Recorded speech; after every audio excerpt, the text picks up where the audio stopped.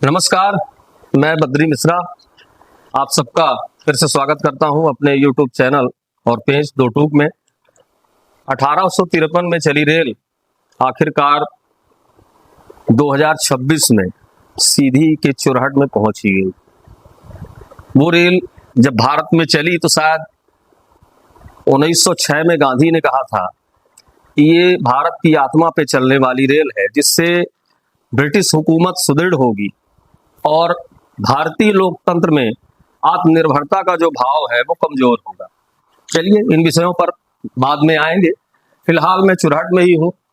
चुरहट विंध्य राजनीति का एक बहुत बड़ा केंद्र बिंदु रहा। बड़े से बड़े नेता विंध्य से निकले। यहाँ से आजादी की बात कहें तो विंध्य क्षेत्र जो था वो समाजवादियों का गढ़ था। 1952 में जो पहला चुनाव हुआ, उस चुनाव में सीधी लोकसभा क्षेत्र से भगवान दत्त शास्त्री चुनाव जीते समाजवादी दल से।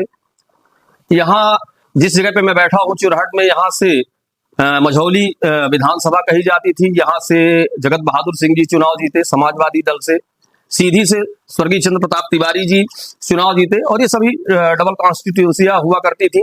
और सीधी से शायद दाढ़ी सिंह दूसरी जगह से जीते, श्याम कार्तिक दुबे सिंगरौली से जीते। यानी कुल मिलाकर के पूरा जो बिंद था वो समाजवाद में था। और शायद इसी बात से राम मनोहर लोहिया इतने ज्यादा प्रसन्न हुए कि उन्होंने सिंगरौली से चुनाव जीती आदिवासी महिला सुमित्री देवी को राष्ट्रपति का उम्मीदवार तक घोषित कर दिया। लेकिन उसके बाद इतना बड़ा समाजवाद का गढ़ होने के बावजूद 1956 में जब विंध्य प्रदेश का विलय हुआ मध्य प्रदेश में, उस समय पर बड़े आंदोलन हुए, लाठी डंडे चले, गंगा और कंताली नाम के 2 लोग शहीद तक हुए और सीधी जिलों को एक विशेष पैकेज देने का आश्वासन दिया गया विलय के समय पर कि हम सीधी को एक विशेष पैकेज देंगे, जिसमें न केवल हाई कोर्ट की लिंक कोर्ट या इसके अलावा रेलवे परियोजना जो कि उन्होंने कहा था कि हम अगली पंचवर्षीय में टीकमगढ़ से और आपके गोविंदगढ़ तक पहुंचा देंगे। ये बाण सागर परियोजना, बहुत सारी चीजें थी। चलिए इन सब विषयों में हम बात करेंगे। लेकिन आज जिस शख्सियत के साथ हम यहाँ पर रूबरू हैं, यहीं चुरहट के अरण्य से निकल करके बहुत सारी विभूतियों ने अपने नाम किए। उनमें से एक बेहद संघर्षशील नाम जो आज भी अपने जनमानस के बीच में, अपने लोगों के बीच में किसी पद पर तो नहीं है लेकिन लोकप्रियता के शिखर में आज भी है। मेरे उनके स्वयं के पिता पुत्र के संबंध है, लेकिन उसके बावजूद भी दादा उनका उपनाम। हिमालय सी हमारी रीढ़ ने झुकना नहीं सीखा, झुकाकर वक्त जिनको तोड़ता है वो दूसरे होंगे। चलिए आज रूबरू कराते हैं ऐसी ही शख्सियत। हमारे साथ उपस्थित हैं माननीय श्री गोविंद मिश्रा, पूर्व सांसद, पूर्व ऊर्जा विकास निगम के अध्यक्ष और पूर्व विधायक, पूर्व भारतीय जनता पार्टी के जिला अध्यक्ष श्री गोविंद मिश्रा जी। दादा आपका बहुत बहुत स्वागत है इस कार्यक्रम में। दादा सबसे पहले तो ये जानना चाहूंगा कि आप तो पॉलिटेक्निक की पढ़ाई किए थे, फिर पॉलिटेक्निक की पढ़ाई करने के बाद शायद आपने सब इंजीनियर की नौकरी भी ज्वाइन की, और सब इंजीनियर की नौकरी ज्वाइन करने के बाद और उसके बाद कहाँ से आपके अंदर ये ख्याल आया और कहाँ से आपने शुरुआत की राजनीति में जाने की, नौकरी क्यों छोड़ा, ये सारे विषयों पर हम जानना चाहेंगे आज। सबसे पहले तो मैंने डिप्लोमा करने के बाद जी, उस समय नौकरी की बड़ी क्राइसिस थी इंजीनियर्स ओवरसियर्स की। तो हमने वो ईश्वरीय कृपा कहिए, हमारा इंटेंशन चला गया कि हम प्राइवेट ग्रेजुएशन कर लें, क्योंकि डिप्लोमा कहलाता था ये जो हम ट्रेनिंग किए थे। तो हमने प्राइवेट बीए कर लिया। 72 में हमारी नौकरी लगी। तो वहाँ लॉ कॉलेज था मऊगंज में। तो ये ईश्वरीय कृपा थी। गीता में कहते हैं ना कि जिसको जहाँ तो ऊपर वाला वही बुद्धि देता है, उसी तरीके से बुलवाता है, उसी तरीके से दृष्टि देता है। तो हमने लॉ ज्वाइन कर लिया। सब हंसने लगे परमिशन लेकर के, LLB क्यों कर रहे हैं क्या। तो 3 साल में हमारा लॉ पूरा हो गया और उसके बाद हमने इस्तीफा दे दिया। सब लोग हंसते रहे कि ये इतनी बड़ी नौकरी और महत्वपूर्ण नौकरी, पैसे वाली, और छोड़ दिया। लेकिन जो भाग्य चक्र में होता है, ये फिलॉसफी आप ये समझ लीजिए, जिसको कहते हैं ग्रह नक्षत्र, समझ रहे हैं ना, उसके आधार पर अपन राजनीति में चले आए छोड़कर 77 में। अचानक तो ये नहीं हुआ। नहीं नहीं, अचानक हुआ, कोई नो बडी है, कोई ऐसा कौन सा हादसा था कि आप नौकरी कर रहे थे और उसके बाद आपके मन में आके इस्तीफा दे दो, राजनीति में चलो? नहीं नहीं, ये तो केवल वो कहिए कि ग्रह नक्षत्र, मैं उस फिलॉसफी को मानता हूँ। ये स्वाभाविक तौर पे हो गया। स्वाभाविक तौर, हमको तो सब, हम स्वामी जी से पूछने गए थे, स्वामी जी हम लोग पट्टीदार, समझ गए ना, कि हमका चुनाव लड़े, तो कहीं ओवरसीयर ही इतनी बढ़िया नौकरी करते हैं गया, तो हम उनके ऊपर नाराज हैं, मन मा ये संकीर्ण सोच इनको, ये किसी से हमने फिर पूछा नहीं, हमने इस्तीफा दे दिया। लोग हंसने लगे, यह इतनी बढ़िया नौकरी और ये छोड़ के चला हुआ, लेकिन हमने नहीं छोड़ा, हमारे ग्रह नक्षत्रों ने छुड़वाया। किस वर्ष आपने राजनीति ज्वाइन की? 77 में इस्तीफा दिया और चले आए। समाजवादी दल से जुड़े? नहीं नहीं, हम पहले तो स्वतंत्र पार्टी से लड़े, स्वतंत्र लड़े। मतलब आप किसी दल से नहीं थे? नो दल, हम स्वतंत्र लड़े और हमारा हाथी चुराव चिन्ह था 77 में, विधानसभा का, चुराहट विधानसभा क्षेत्र। तब तक चुराहट बन चुकी थी? चुराहट बन चुकी थी, समझ रहे। हम लड़े, फिर उसके बाद हमको लोगों ने भाजपा में ऑफर दिया, भाजपा में नहीं, हम फिर उसके बाद चले गए जनता पार्टी में, फिर जनता पार्टी टूट गई, भाजपा और ये अलग हो गई, तो भी हम जनता पार्टी में रहे, समझ रहे हैं। और जनता पार्टी से फिर हम 85 का चुनाव लड़े, समझ रहे हैं ना, अर्जुन सिंह के खिलाफ, और रविनंदन सिंह लड़े भाजपा से, हम लोग चुनाव लड़े। और तिवारी जी हमारी पार्टी और हमारी एक ही थी, लेकिन तिवारी जी ने उस बार कांग्रेस जीते ना, वोट बटे ना, और फूल की तरफ हाथ किया, शायद आपको मुझे याद है, समझ रहे हैं कि लेकिन हम और रविनंदन सिंह इक्विवेलेंट वोट में रहे, 100 200 300 वोट का हो सकता अंतर। तो फिर बाई इलेक्शन हुआ, अर्जुन सिंह चले गए, तो फिर उसमें भी हम लोग लड़े। उसके बाद फिर हमसे भाजपा वालों ने कहा कि आप भाजपा में आ जाएंगे, तो इन लोगों का तो कहना मैंने नहीं माना, लेकिन आर्यन सिंह साहब ने मुझसे कहा कि मिश्रा जी आ जाइए। मैंने कहा वकील साहब, पराक्रम परिक्रमा नहीं कर पाएगा, हम अर्जुन सिंह के खिलाफ चुनाव लड़ रहे, इतनी बड़ी शख्सियत, मुख्यमंत्री, और इसमें कल भाई साहब अगर नहीं कह पाएंगे तो हमारा टिकट कट जाए। तो उन्होंने कहा कि नहीं, हम है, आप चिंता मत करो। हमने कहा ठीक, गए भाजपा में, 90 में हमको भाजपा ने चुराहट से टिकट दिया, समझ रहे हैं ना। हम भाजपा से लड़े अर्जुन सिंह के खिलाफ, हम करीबन 15,000 वोट से उनसे हारे, जबकि कम से कम 20 पोलिंग कैप्चर हो जाती थी, समझ रहे हैं कि चुराहट क्षेत्र।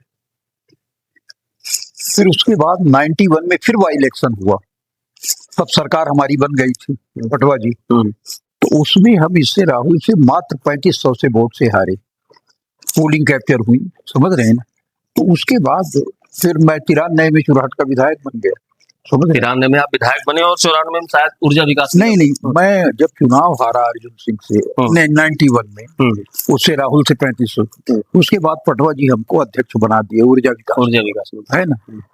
हालांकि पहले तो मुझे बना रहे थे, उसका आर्यन सिंह ने मुझे बुलाया, साड़ा का आर्यन सिंह साहब ने बुलाया, पटवा जी से बात हो गई, तो कहीं साड़ा का अध्यक्ष बनना। मैंने कहा वकील साहब, मैं साड़ा का अध्यक्ष नहीं बनूंगा, मेरे भाग्य में नहीं था, तो मैं 3500 से हार गया, लेकिन हमें ये पद नहीं चाहिए और दूसरे लोगों को दिलवा दीजिए, सभी सब पद हमको न चाहिए और भाजपा का। तो उन्होंने पटवा जी को टेलीफोन लगाया, लैंडलाइन, और कहा कि गोविंद जी नहीं बनना। तो उन्होंने कहा क्यों क्यों नहीं बनना चाहते? हमने कहा कि भाई सब हम ही, हमको नहीं, कुछ और कार्यकर्ता हमको दीजिए, हम संतुष्ट हैं।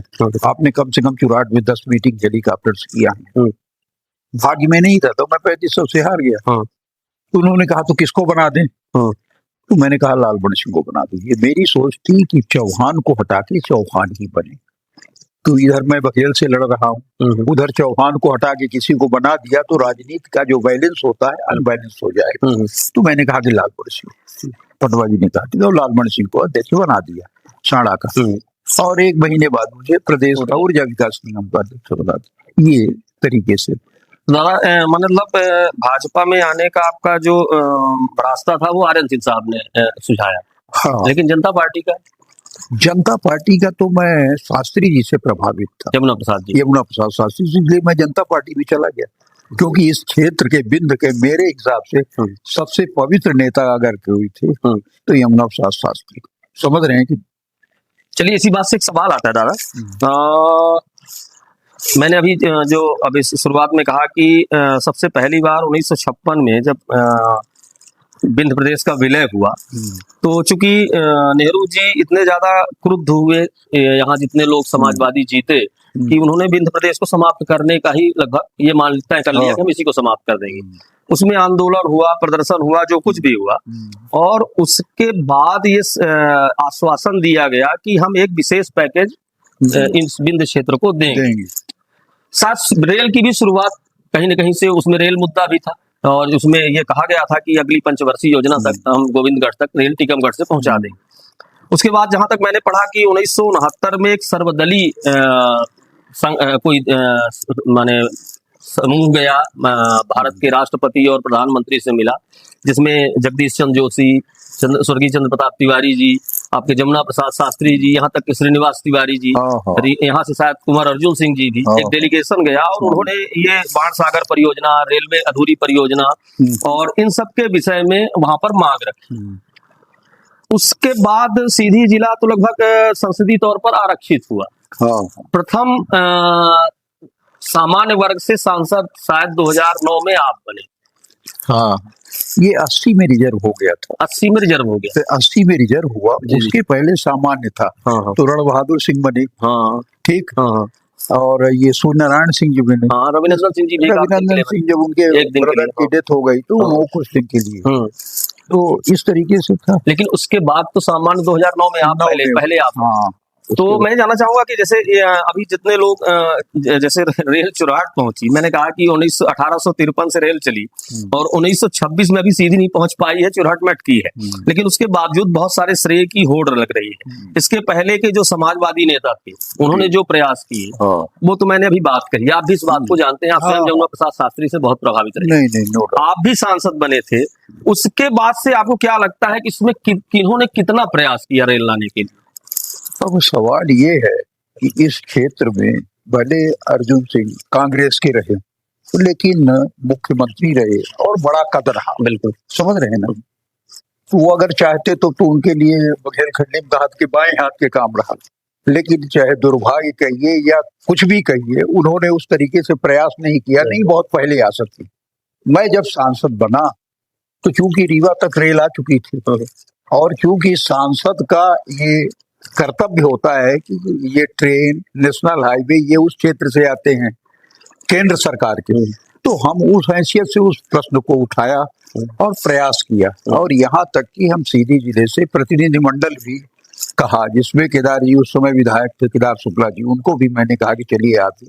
ममता बनर्जी रेल मंत्री थी और कांग्रेस की सरकार थी, तो हम लोग गए और हमने कहा कि ये इसका शिलान्यास हुआ था, अटल बिहारी वाजपेयी ने वहां किया था, और ये सिंगरौली तक प्रस्तावित है, रीवा तक गई, तो कम से कम सीधी पहुंचनी चाहिए। उसने कहा कि ठीक है, और उन्होंने उसको मतलब रेल विभाग को उन्होंने बुला के, जो उसका सेक्रेटरी वगैरह था, उनको कहा कि भाई उसकी फाइल निकालिए और वो करिए। तो उन्होंने 1-2 करोड़ रुपए इसमें बजट पर दे दिया। तो 10-11 में बखवार से लेके और नोटिफिकेशन शुरू हो गया जमीन का, समझ रहे हैं? और उसमें हमारे सांसद रहते हुए करीब करीब यहाँ डढ़िया मवई तक हमने मुआवजा फाइनल करवा दिया था, समझ रहे हैं? और इस क्षेत्र के करीबन कुछ नहीं तो 1000-1500 लोगों को नौकरी मिल गई, समझ रहे हैं?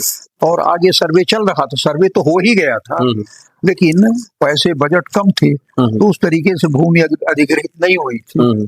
बाद में भूमि अधिग्रहित हुई, तो उनके उस पार वो रेलवे स्टेशन का जरूर था, तो पहले वो जोगी पहाड़ी के आगे था। बाद में हमने ये देखा कि चुराहट वालों को अगर यहाँ बच जाता है तो पूरा पटपरा से इधर धुम्मा, कुशवरी, दिल्ली, इनको नजदीक पड़ेगा, तो वो ये बन गई, ये जो नवड़िया वाली, इस तरीके से। तो यही कुल मिला के ये था। कहने का मतलब ये कि जैसे एक पंचायत होती है, क्या आप इस बात से इनकार करेंगे कि जैसे एक पंचायत होती है, उसमें एक स्वाभाविक बजट आता है कि पंचायत इसको किसी निर्माण कार्य में खर्च करे, सड़क बनवाए, चाहे नाली बनवाए, चाहे जो कुछ भी, एक निश्चित राशि भेजी जाती है।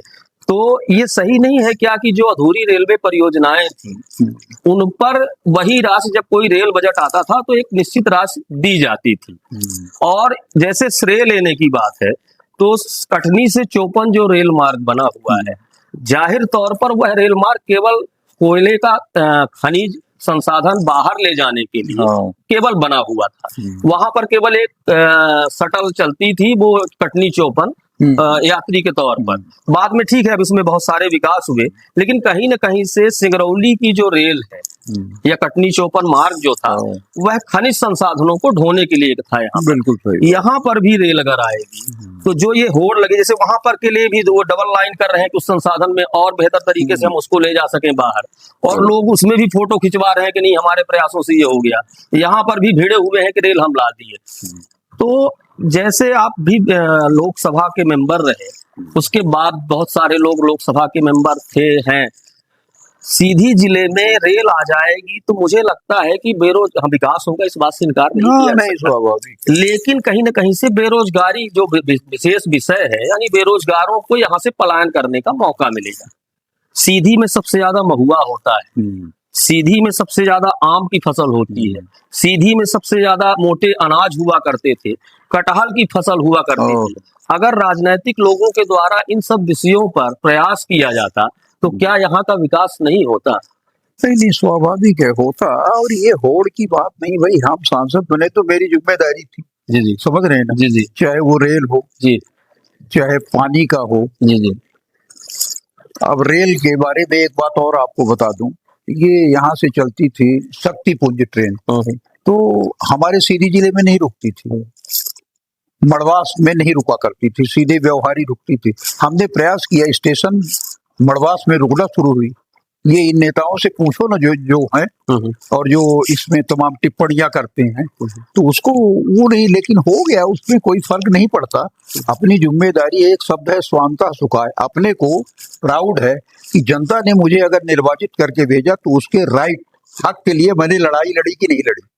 समझ रहे हैं? तो मुझे गर्व है कि हम सांसद बने 9 में, 10 से 11 में नोटिफिकेशन हुआ रेल का। अब ये जो अंधे हैं नहीं समझते वो ना समझें, आप समझ रहे हैं?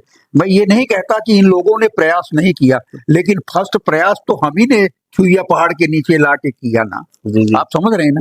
ये माने ना माने, लेकिन ये तो अपनी जिम्मेदारी, कोई हमने एहसान नहीं किया, ये मेरी ड्यूटी थी, तो हमने किया इसको। और यहाँ तक हमारे जमाने में हमने प्रयास किया, उसमें हम सफल हुए, और यहाँ के क्षेत्र के नौजवानों को नौकरी मिली, उनके जमीन ली गई तो मुआवजा मिला। समझ रहे हैं? अब जो फिर कोई आया तो रनिंग में जो काम चल रहा है तो उसको पुलान करना उसकी जिम्मेदारी, वो कौन सी बहादुरी है? और हम तो विषम परिस्थिति में थे, कांग्रेस की सरकार थी, अब तो इनकी सरकार थी। समझ रहे कि नहीं? 2004 में दादा भारतीय जनता पार्टी से अध्यक्ष बने, हाँ, और 2009 में फिर से आप माने पहली बार ही, लेकिन विधायक और ऊर्जा विकास निगम अध्यक्ष बनने के बाद 2009 में आप सांसद बने। वर्तमान में जो भारतीय जनता पार्टी है वो 2008 की सदस्यता लेने वालों के संरक्षण में है या उनके दिशा निर्देश पर, इस पर क्या कहें? अब हो गया कुछ चीजें, जितने भी नाम है वर्तमान में, चाहे आप सांसद का नाम लें, चाहे आप सीधी विधायक का नाम लें, चाहे आप सिहावल विधायक का नाम लें, ये चाहे यहाँ से जो विधायक रहे वो भी, तो ये सभी लोग जो हैं ये 2008 में भारतीय जनता पार्टी की सदस्यता लिए, और अब यही लोग ये प्रमाणीकरण कर रहे हैं कि इसके पहले कौन भारतीय जनता पार्टी में था या कौन वर्तमान में भारतीय जनता पार्टी में। इसमें कुछ कहना चाहेंगे? इस पे क्या कहें, इनकी सोच को ये तो खुद समय इनको बताएगा। ये तो ऐसी बात है कि कोई सवाल किसी की बपौती नहीं है और न किसी का वो है। ये तो लोग आए और ये भी आ चले जाएंगे और कुछ लोग चले गए, कहने मतलब, लेकिन इन्होंने अपना रोल ठीक अदा किया कि नहीं किया, समझ रहे नहीं? तो ये है, ये तो इसमें कोई नहीं, लोग कोई गोंडवाना से आया, कोई कहाँ से आया, क्या है, समझ रहे हैं ना? ये बात जरूर नहीं कि इनकी सरकार रही, हम लोग तो बिना विषम परिस्थितियों में, हम विधायक बने तो कांग्रेस की सरकार थी, हम सांसद बने तो कांग्रेस की सरकार थी, समझ रहे हैं? लेकिन हम लोगों ने प्रयास किया। आज सीधी में 1.5 करोड़ रुपए में ला के अटल कुंज वो बना हुआ है, समझ रहे हैं ना? हमने चितरंगी में 60 लाख रुपए दिलवाया कोल इंडिया से, हमने चितरंगी में दिलवाई, ये सब काम हम लोगों ने किया। और ऐसे काम किए कि ये जो बने हैं ये उस रास्ते पे चलकर अगर उसको देखते तो ये होता। पानी के लिए कोल इंडिया से मैंने 1.5 करोड़ रुपए दिलवाया था, जबकि हम विपक्ष में थे। भारतीय जनता पार्टी ये कहती है कि हमारा संगठन कार्यकर्ता आधारित दल है। हाँ। आज भी भाजपा के बड़े बड़े नेता बड़े बड़े मंचों से यही कहते हैं। आप क्या मानते हैं कि है भाजपा वर्तमान में कार्यकर्ता आधारित? ऐसा ये देवलोक नहीं है, मृतलोक है। जी। आप समझ रहे हैं ना? जी जी। तो इसमें वो तमाम सारी कमियां हैं जो मृतलोक में होती हैं। लोग मोह से ये परे नहीं है, समझ रहे हैं कि नहीं? तो ये आदत को अब अपन अधिक कहेंगे तो गड़बड़ हो जाएगा, समझ रहे हैं ना? असभ्य कहे जाएंगे, इसलिए मैं और अधिक कुछ नहीं कहना चाहूंगा। लेकिन वो चीजें हैं, वो कमियां हैं, आप समझ रहे हैं। किस दिशा में जा रही वर्तमान में भारतीय जनता पार्टी का संगठन? भारतीय जनता पार्टी का वो संगठन उसी में जा रहा है जिसमें पूर्व में सत्ता वाले लोग गए, उसी गति में, उसी गति में। ये बट नेचुरल है, ये कोई ऐसा नहीं, ये कुछ ईश्वरीय कृपा होती है कि प्रकृति का नियंत्रण होता प्रकृति का है ना, नेचर जो है वो उस तरीके से। यानी सत्ता कुल मिलाकर के मदांग होती है, चाहे जिसकी भी सत्ता हो। प्रभुता पाए काहि मद नाहि, ये लिखा है रामायण उसमें ना। अब फिर कहते हैं परम स्वतंत्र न सिर पर कोई, भावय मदय करे सोई। अब जो प्रतिनिधि है हम इसको थानेदार रखेंगे, हमारा थानेदार है, हमारा कलेक्टर है, हमारा डीओ है। आप समझ रहे हैं? यही तो कहते हैं प्रभुता पाए काहि मद नाहि और परम स्वतंत्र न सिर पर कोई, भावय मदय करे सो। तो जब उनके ऊपर कोई रहता नहीं तो वो भोगते हैं, समझ रहे हैं? जी जी। तो वो स्थितियां हैं जो हमारे उनमें लिखी हुई हैं पहले से कि प्रभुता पाए काहि मद नाहि, समझ रहे हैं ना? और वो दादा आपकी उम्र लगभग 80 साल हो रही, हम 79 में रन कर रहे हैं, लिखा हमारा कम, समझ रहे हैं? का मतलब 80 पार होंगे आप। हाँ, अब मैं 21 नवंबर से 80 में प्रवेश कर जाऊंगा। और मैं बता दूं दादा, ये कह जाए कि मैंने जो अभी उन्होंने भाग्य की बात कही, अमूमन मैंने जहां तक देखा दादा बहुत ज्यादा भाग्य की बातें पहले नहीं करते थे, और बहुत ज्यादा पूजा पाठ तो इनके यहाँ होता है, बाबूजी भी करते थे, पूरे घर में भी होता है, लेकिन दादा को ज्यादा पूजा पाठ करते मैंने नहीं देखा। लेकिन इतने भाग्यशाली कि अभी लगभग 2-4-6 महीने पहले उनको अपने पिताजी को यहाँ से विमुख हुए। 104 वर्ष की उम्र में उनके पिताजी का देहांत हुआ, और दादा 80 वर्ष से ऊपर के हैं वर्तमान में। शायद ऐसा भाग्य बहुत कम लोगों को नसीब होता है। लेकिन दादा मेरी उम्र लगभग 40-45 की है, और एक जनरेशन वर्तमान में आ रही है जिसको जेन जी कहा जा रहा है। अभी आपने बताया कि आप थोड़ा बहुत मोबाइल चलाने लगे हैं, तो जेन जी के बारे में तो सुना होगा। एक ऐसी जनरेशन जो 2000 बाद आई, और जिसके हाथों में बहुत सारी चीजें हमने पकड़ा दी जो हम लोगों के लिए आश्चर्य का विषय थी। आज का जो बच्चा है वो मोबाइल लेकर के उठ रहा है, या उसके पास मार्केटिंग के लिए फोन से मार्केटिंग हो रही है। फोन छोटे छोटे बच्चे तब खाना खाते हैं जब उनको मोबाइल आता है। मोबाइल से खाना मंगाया जा सकता है, मोबाइल से कपड़े खरीदे जा सकते हैं, यानी कुल मिलाकर के एक बदली हुई दुनिया के बच्चे। और उनसे हमारा जो मानसिक रिश्ता है वो उतना मजबूत नहीं हो पा रहा है, या हम उनको नहीं समझ पा रहे। हम उनको आवारा कह करके, अनुशासनहीन करके दरकिनार कर सकते हैं, या फिर वो कह सकते हैं कि हमको हमारी जनरेशन को नहीं पकड़ पा रहे। तो एक जेन जी का जो आंदोलन आरंभ हो रहा है, अभी कुछ दिनों पहले जंतर मंतर में उसकी शुरुआत हुई, और मुझे लगता है कि भारतवर्ष का यह पहला आंदोलन था जो सबसे सफल हुआ। क्योंकि भारतीय आंदोलनों की अगर पृष्ठभूमि पर जाएं तो जो जयप्रकाश नारायण का आंदोलन था, उस समय पर इंदिरा गांधी के समय पर जो 10% का कमीशन हुआ करता था, घूस हुआ करती थी, उसके बाद 40% हो गई। रामदेव सलवार पहन करके भागे। अन्ना हजारे का भी लोकपाल बिल वो नहीं पास हो पाया जो होना चाहिए। तो जेन जी के उन बच्चों ने वो सब चीजों को करा लिया जो उनकी मांग में था, और सरकार सत्ता कहीं ना कहीं से डरी, और उनके मन में एक विरोध का स्वर है। तो ये जो जेन जी का आंदोलन फैल रहा है या फैलेगा, ये सत्ताधारी दल के लिए कैसा होगा? ये निश्चित रूप से काफी नुकसानदायी होगा, इसलिए कि ऊर्जा तो है, जो ऊर्जा है मोबाइल से, जो ये ऊर्जा लोग ग्रहण करते हैं या खर्च करते हैं, तो ऊर्जा का जिधर केंद्रीकरण हो जाएगा, तो ये जो हो रहा है आज, समझ रहे हैं ना, ये भविष्य के लिए लोगों के लिए खतरनाक होगा। ये परिवर्तन हो सकता है भी, बिल्कुल बिल्कुल, आप इस बात को मानिए। क्योंकि एक बात जरूर है, ये जो दूसरी पार्टी है सामने, इसमें उस तरीके की वो क्षमताएं नहीं है। अगर होती ना तो बड़ा वो हो जाता। लेकिन आंदोलन तो नेतृत्व तैयार कर लिया हाँ, करता नहीं है। नहीं, नो डाउट, ये कहने का मतलब कि अगर वो ताकतवर होते। गुजरात का आंदोलन जो हाँ, समोसे से चला, हाँ, नहीं बाद नहीं, में ठीक है कि जेपी के हाँ, ने उसका नेतृत्व किया बहुत लंबे समय बाद, लेकिन वो हाँ, हाँ, पूरी संपूर्ण क्रांति बना, सत्ता से हाँ, बेदखल हुई नहीं इंदिरा नहीं, गांधी। तो ये समय वो लगभग दिख रहा है आपको। बिल्कुल बिल्कुल, वो तो प्रकृति जो है, नेचर जिसको जी एक ये कहते हैं कि प्रकृति भी ईश्वर ही है। जी सकल पदार्थ हैं जग माही, कर्महीन नर पावन। तो जो कर्म कर रहे हैं और जिस तरीके से जागृत हो रही है, तो वो एक दिन वो संभव होगा। दादा, मैंने एक बात आपने भी बात की, और ये भी सत्य है कि सीधी के इस चुरहट अरण्य से बड़े बड़े नाम निकले, और उनमें से चाहे चंद्र प्रताप तिवारी जी का एक नाम हो, एक ईमानदारी के प्रति, और हाँ, नो बिरला डाउट, के साथ हाँ, उनकी लड़ाई, क्योंकि उस टाइम के सरकार हाँ, तो हाँ, टाटा बिरला हाँ, डाल भी हाँ, यही चलाते थे, बिल्कुल, और उनसे लोहा लेना या अपने आप को समाप्त हाँ, कर देने तक को ताक पर रखना, ये बड़ी बात थी। और दूसरा फिर एक अपने, जैसे आप अरण्य से ले आए, जिस तरह से आप एक गरीब परिवार से, और बिना हाँ, हाँ, और इतना संघर्ष किया, हाँ, ऊर्जा नहीं, विकास निगम अध्यक्ष, विधायक, उसके अलावा सांसद, और इसी क्रम में एक बहुत बड़ा नाम चुरहट में हुआ, स्वर्गीय कुंवर अर्जुन सिंह जी का। कुंवर अर्जुन सिंह जी का यही भाग्य मेरे ख्याल से आड़े आया, वरना वो प्रधानमंत्री और राष्ट्रपति के पद तक पहुंच चुके थे। बिल्कुल, अगर वो भाग्य उनके आड़े नहीं आता तो वो लगभग हाँ, प्रधानमंत्री या राष्ट्रपति नहीं नहीं, नो जरूर डाउट, बन सकते नहीं थे। नहीं, और कई लोग ऐसे थे जिनको उन्होंने इस पद के लिए रोक दिया, चाहे हाँ, वो हाँ, शंकर सिंह बाघेला हो, चाहे वो प्रणब मुखर्जी हो, चाहे वो शरद पवार हो। हाँ, हाँ, तो कुंवर अर्जुन सिंह जी ने ऐसा कुछ क्या किया सीधी के लिए जिसके आज उनके न रहने के बावजूद भी याद किया जा सके?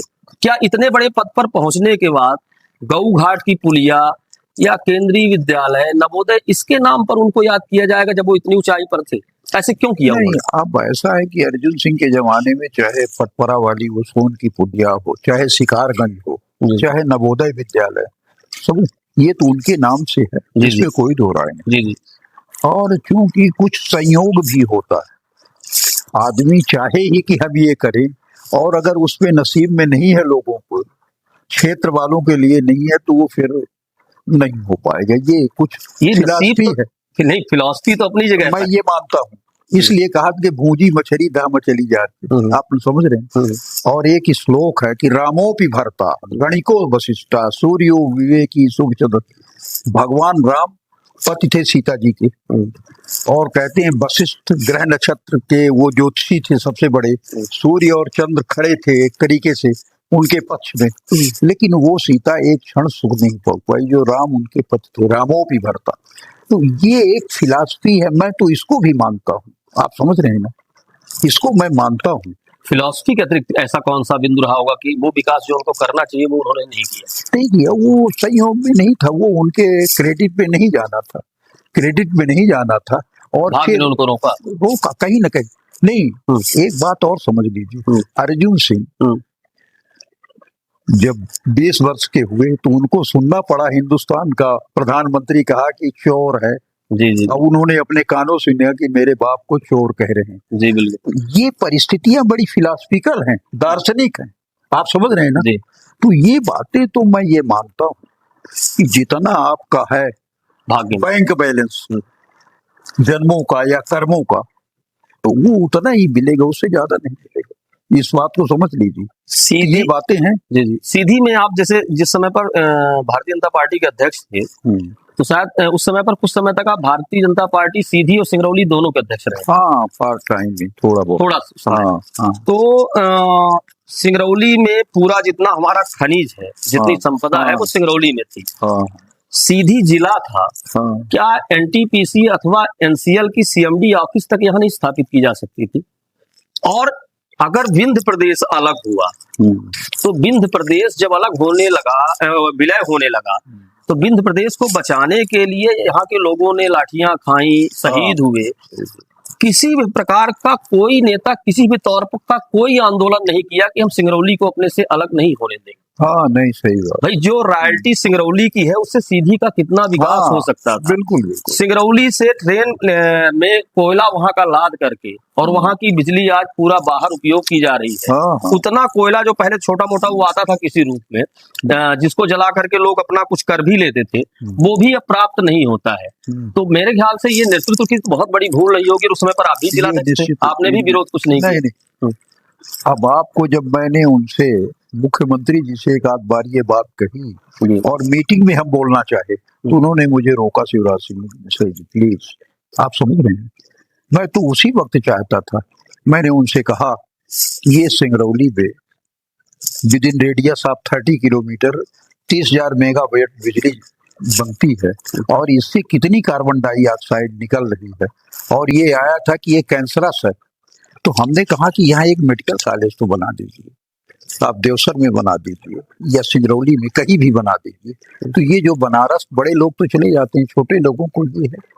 तो कहीं ना कहीं उस तरीके से हमारा जो प्रदेश का, भले वो सिंगापुर कहे कि हम बनाएंगे, लेकिन हमसे तो अलग हो गया है हमसे नहीं तो नहीं भाई, उन लोगों ने उसका फायदा लिए। ये तो हमारी कोल इंडिया एनसीएल और ये सब उनको कर्जा दिया करती थी जब जरूरत होती थी प्रदेश को, तो 100 करोड़ 50 करोड़ ये रॉयल्टी का एडवांस मांग लिया करते थे कि दिक्कत दे हमको, समझ रहे। इसका उपयोग और प्रयोग किया उन्होंने प्रदेश के लिए, लेकिन सीधी और सिंगरौली के लिए वो उतना वो नहीं हो पाया। ये तमाम सारी बातें तो रही, ये भाजपा सरकार में भी कांग्रेस सरकार में भी रही। यानी इसका केवल ये था कि हम यहाँ के संसाधनों की लूट करेंगे, दोहन करेंगे। हाँ, और आम जनमानस जो है, चाहे वो सीमेंट फैक्ट्रियां हो, चाहे हाँ, वनों की कटाई हो, कुछ ये कितने सारे, अब जैसे यहाँ हाँ, के लिए अगर आम के लिए प्रयास किया गया हाँ, होता, आम की फसल जिस तरह से हाँ, यहाँ पर तैयार होती है, तो जो बगीचे कट रहे हैं वो न हाँ, कट रहे होते, नहीं नहीं, पर्यावरण को इतना नुकसान नहीं होता। वो तो लूट हुई है, चाहे वो कांग्रेस की सरकार रही हो चाहे भाजपा की सरकार, टू वेरी फ्रैंक। और वो राइट्स इनको नहीं मिल पाए, हक नहीं मिले सीधी सिंगरौली के लोगों को जो मिलना चाहिए था, समझ रहे हैं। ये इसमें यानी जनता को तो चला गया पूरी तरह से, इसमें कोई दो राय नहीं, ये तो था। और सिंगरौली ये जो रेल आ रही है, इसमें रेल में जिस तरह से अपनी ही पीठ थपथपाने वाला अरे क्रम है, कुछ नहीं, ये तो ऐसा ही है। ये तो अपनी ड्यूटी थी। हम सांसद बन के गए तो रेल की बात नहीं करेंगे तो क्या, प्रोजेक्ट रुका था, प्रोजेक्ट को यहाँ तक और फिर जो बना तो उसकी जिम्मेदारी है कि इसको पुल ऑन करे, रनिंग में है। कुल मिलाकर के इस बात की प्रसन्नता की हम पत्थर अगर लगेगा हमारे कार्यकाल में तो हम अमर हो जाएंगे, या कहा जाएगा कि हमने रेल लाई। ये तो नासमझी है, समझ रहे हैं कि नहीं? जी। और हमारा ये मानना है कि अगर हमने काम किया है तो कोई देख रहा है ना, कोई सर्वशक्तिमान है, वो देखना चाहिए ना। इनकी पीठे थपथपाएंगे तो क्या इनको नींद आएगी? काम नहीं किया है और जस्ट मिल जाएगा तो क्या होगा? मैं उसको मानने वाला नहीं, समझ रहे हैं। अपन तो करना चाहिए, अपने आप जो ताकत है वो दिखती है।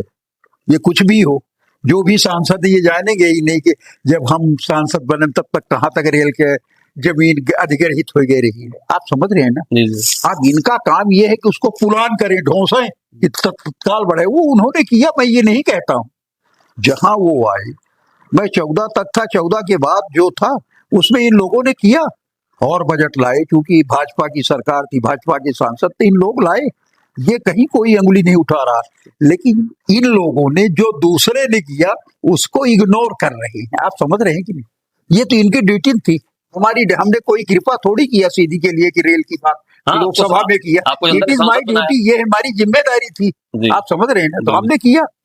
अब ये कैसे नकार सकते हैं कि छुइया पहाड़ के आगे जो रेल की नोटिफिकेशन हुआ वो ये सांसद थे तब हुआ कि मैं था? आप समझ, कोई ऐसा नहीं हुआ। तो उसके बाद जब ये रोजगार और व्यापार कर दिया तो नेताओं ने ही बनाया होगा। अब ये हम किसी की ओर अंगुली नहीं उठाते। अब लोग वैसे ही पता लगाएंगे तो हो जाएगा एक डिसमिल जमीन तमाम यहाँ से लेके बहरी और देवसर तक क्या हुआ है लोग खुद ही जानते, समझ रहे हैं कि नहीं। चलिए दादा, 2013 में आपने कहा था कि चुनाव नहीं लड़ो, लेकिन अभी आपका जो तेवर है, आपकी का जो स्वास्थ्य है, और जो आपकी कुल परंपरा है कि बाबूजी 104 साल के होकर के गए, तो अभी हम गुंजाइश माने कि वापसी हो सकती है? देखिए, सम्मान सबसे बड़ी बात। जिस दिन से हमारा टिकट कटा, इस क्षेत्र में आर्यन सिंह है अभी, हमने इनसे कहा था कि ये टिकट काट देंगे, देखिए समझ रहे हैं। और जब भ्रष्टाचार हुआ, उस संघर्ष को उसको कहाँ माना किसी ने, आप समझते हैं। हम लोग जब अर्जुन सिंह से लड़ना होता था तब हम लोग लड़ते थे, और जब ये आ गई तो आज कौन है जो एक एक पोलिंग ताकते थे, वो उनको सबको बना दिया। चुनाव के टाइम पर भी आपने कभी एक बार कहा था कि राजनाथ सिंह का हेलीकॉप्टर मिर्जापुर से उड़ता है, चुरहट में उतरना है, नहीं उड़ा, नहीं उतरा, शहडोल पहुंच जाता है। नहीं हुआ तो समझ रहे हैं, यही उतरना था उसको, पहाड़ी में नहीं उतरा, चले गए बाहर। तो वो तो मैंने दिन देखे हैं, वो कोई बड़ी बात नहीं। आपने ये भी कहा था कि चुरहट का चुनाव धनबल और बाहुबल से होता है। हाँ, नो डाउट, बिल्कुल सही बात है, ही है वो तो भाई। ये तो उनकी आत्मा से पूछो ही कांग्रेसी कि अगर पोलिंग कैप्चर न होती तो अर्जुन सिंह ऐसा बेटा हार जाता चुनाव। लेकिन 2018 में तो जीत गए सरजन तिवारी।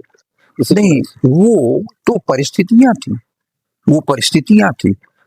अर्जुन सिंह वो राजनीतिक नेता था कि रामपुर ब्लॉक में 90 पंचायतें, तो चुनाव हारने के बाद जब जातिवाद और ये सब हुआ तो उसने लगातार 10 साल पटेल को जनपद अध्यक्ष बनाया रामपुर ब्लॉक में, और उधर इंद्रजीत को पिछड़ा वर्ग का वोट ले लिया।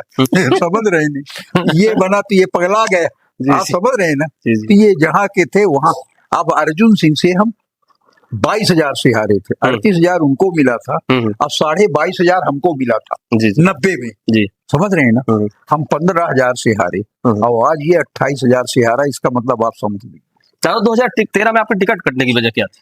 कुछ नहीं, और कुछ नहीं। और आपने कहीं बात नहीं की क्योंकि आपके भी संबंध थे? नहीं, हमारे संबंध थे, लेकिन तब तक जो इधर का प्रभारी था कर्नाटक का, अनंत कुमार,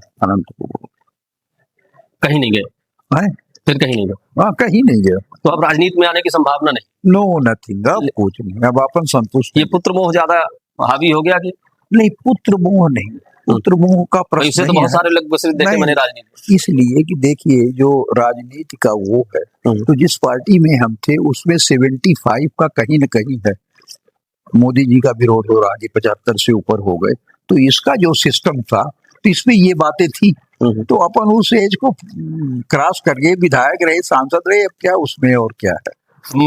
उम्मीद करें कि दादा गोविंद मिश्रा के रूप में आनंद मिश्रा राजनीति में। देखिए, एक तो मैंने ग्रह नक्षत्रों की बात की, मैं उस पर विश्वास करता हूँ। समझ रहे हैं कि सवेरे लोग उठते हैं, तुम पंडित हो, पढ़े, ओम ब्रह्मा मुरारी त्रिपुरांतकारी, आप समझ रहे हैं ना, सुबह पृथ्वी माता का पैर, हाँ, गुरु शुक्रासन राहु केतवा कुर्वन्तु सर्वे मम सुप्रभात। आप समझ रहे, तो मैं उस पर विश्वास करता हूँ, आप समझते हैं।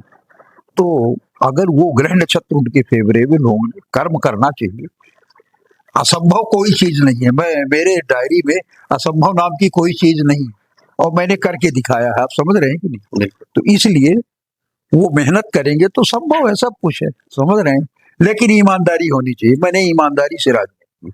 आप, हम विधायक रहे, सांसद रहे, कोई भी हमारा विरोधी भी अंगुली नहीं उठा सकता, आप समझ रहे हैं, और हमने विरोधी को भी नुकसान नहीं पहुंचाया, ये मैं कोशिश किया, आप समझ रहे हैं। और विरोधियों से भी संबंध आपके अच्छे रहे? सब दिन अच्छे रहे, हम कभी हमारे पास विरोधी आएंगे हमने उनकी मदद किया, समझ रहे हैं, न्याय के हित में, और ना हमने कहीं बेईमानी किया, ना वो मनुष्य है, कहीं ऐसा नहीं है, मृत्यु लोक में है, देवलोक में देवता नहीं है, लेकिन कहने का मतलब कि हमने उन सीमाओं को नहीं तोड़ा, मर्यादाओं के अंदर रहे, समझ रहे हैं। राजेश जोशी की एक कविता है, उस कविता को पढ़ करके सुना रहा हूं आप लोगों को। मैं झुकता हूं, दरवाजे से बाहर जाने से पहले अपने जूतों की तस्में बांधने के लिए मैं झुकता हूं। रोटी का कौर तोड़ने और खाने के लिए झुकता हूं अपनी थाली पर, जेब से अचानक गिर गई कलम या सिक्के को उठाने के लिए झुकता हूं, लेकिन उस तरह नहीं जैसे एक चापलूस की आत्मा झुकती है किसी शक्तिशाली के सामने, जैसे लज्जित या अपमानित होकर झुकती हैं आंखें। झुकता हूं जैसे शब्द को पढ़ने के लिए आंखें झुकती हैं। ताकत और अधीनता की भाषा से बाहर भी होते हैं शब्दों और क्रियाओं के कई अर्थ। झुकता हूं जैसे घुटना हमेशा पेट की तरफ मुड़ता है। यह कथन सिर्फ शरीर के नैसर्गिक गुणों या अवगुणों को ही व्यक्त नहीं करता, कहावतें अर्थ से ज्यादा अभिप्राय में निवास करती हैं। आज पूरी बेबाकी के साथ हमने बात की एक ऐसी शख्सियत जिन्होंने संघर्ष, अगर कहा जाए, जिनको पढ़ा जाए, तो मुझे लगता है कि चाहे वो जेन जी हो, चाहे जेन अल्फा हो, चाहे हमारे जैसे काम करने वाले लड़के हो, मैंने बहुत नजदीक से देखा है गोविंद दादा को। गोविंद दादा की सहजता और उनकी आत्मीयता उनके शब्द हो सकता है कि कहीं पर विकृत हो जाएं, लेकिन गोविंद दादा का हृदय कभी अपने लोगों के लिए विकृत नहीं हुआ। इसलिए वो आज भी उतने लोकप्रिय हैं, आज भी उतने चर्चित हैं, आज भी उतने माननीय हैं। और उन्होंने कभी अपने समझौता अपने स्वाभिमान से नहीं किया। मान, सम्मान और स्वाभिमान इंसान की सबसे बलवती इच्छाएं होती हैं, जिनके साथ वो जिए, वो सतायु हो, दीर्घायु हो, स्वस्थ रहें। और आज आपसे बात करके, आपके साथ बैठ करके हम सब गौरवान्वित हैं। मैं आप सबसे अब विदा लेना चाहूंगा। दादा, आपका बात करने के लिए बहुत बहुत धन्यवाद।